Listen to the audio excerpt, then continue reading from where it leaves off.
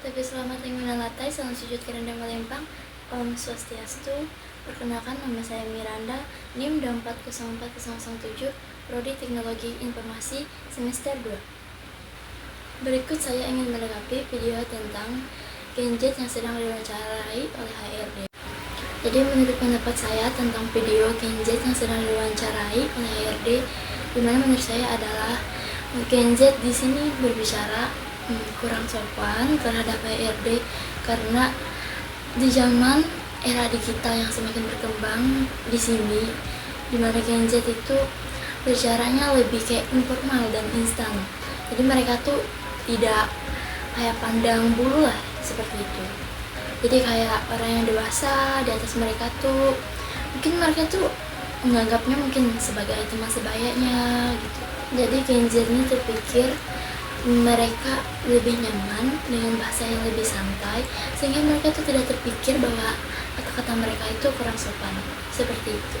Namun di sisi lain menurut saya, etika dalam komunikasi saat wawancara itu harus profesionalisme dan krusial, karena mau disengaja ataupun tidak sengaja sehingga kita berbicara kurang sopan itu bisa menimbulkan hal negatif, sehingga kita dapat merusak peluang kita untuk bekerja. Jadi HRD atau calon atasan juga mencari tim yang profesional dan bisa berkontribusi secara positif. Dari sikap kita kurang sopan dalam wawancara tersebut bisa menunjukkan bahwa kita belum matang atau belum siap, belum benar-benar siap bekerja, dan kita tidak paham gimana dinamika profesional dalam bekerja.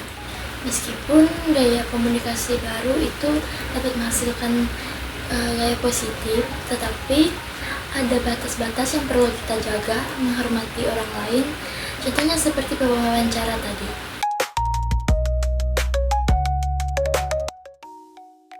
Yang pertama yaitu satyampada dan macara.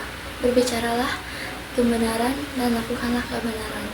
Jadi dalam konteks video wawancara ini kita harus berbicara jujur, misalnya menyampaikan bagaimana pengalaman kita bekerja dan motivasi kita bekerja itu apa. Jadi yang kedua adalah pria pakaiannya pradadena, yaitu berbicaralah dengan kata-kata yang menyenangkan. Misalnya dalam video wawancara tersebut kita harus menggunakan kata-kata yang baik dan sopan, nada bicara kita yang ramah, dan kita harus menghindari kata-kata kasar. Jadi yang ketiga itu hitam padam, kalam padam, yaitu kita harus berbicara yang bermanfaat, terukur, dan tepat waktu. Jadi dalam konteks video wawancara tersebut kita harus memberikan jawaban yang relevan dan fokus, tidak terlalu panjang dan juga tidak terlalu singkat. Dan ketika seseorang memberikan pertanyaan, kita harus mendengarkan pertanyaan tersebut dan menjawab secara seksama. Yang keempat adalah mauna keheningan dan serapana mendengarkan. Jadi dalam konteks video wawancara tersebut adalah kita memberikan kesempatan kepada pewawancara untuk berbicara sepenuhnya, tidak memotong pembicaraan, dan benar-benar menunjukkan bahwa Anda mendengarkan apa yang disampaikan. Dari keempat sloka-sloka tersebut, gimana pandangan ajaran agama Hindu terhadap komunikasi yang baik dan benar.